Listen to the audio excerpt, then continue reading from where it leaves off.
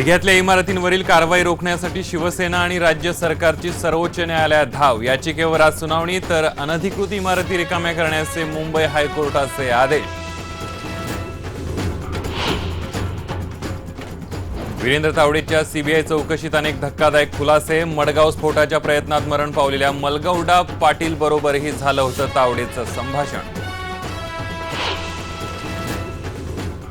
भिवंडी डोंगर पोखरून भाजप नेत्याचं गौण खनिजाची केली लूट। ठोठावलेला दंडही भरलाच नाही। डेब्रीचा वापर करून खणलेला डोंगर बुजवण्याचा आटापिटा। गेल्या वर्षी घोटाळ्यात अडकलेल्या कंत्राटदारांनाच यंदाही नाले सफाईच्या कंत्राटाचं बक्षीस। महापालिकेला फसवणाऱ्यांनाच 105 कोटींचं कंत्राट।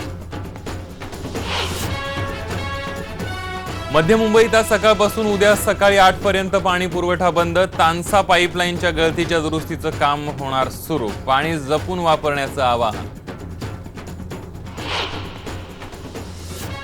मुंबई पुणे एक्सप्रेस वेवर आज आणि उद्या 15-15 मिनिटांचे किमान 4 ब्लॉक। धोकादायक दरडी काढण्याच्या कामासाठी घेण्यात येणार ब्लॉक।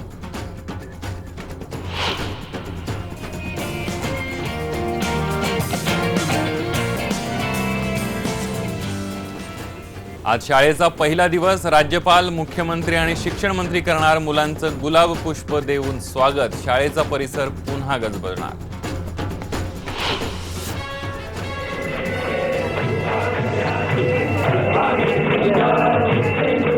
आणि लालबागच्या राजाचं पाद्यपूजन। पाद्यपूजनानंतर राजाची मूर्ती घडवायला होते सुरुवात।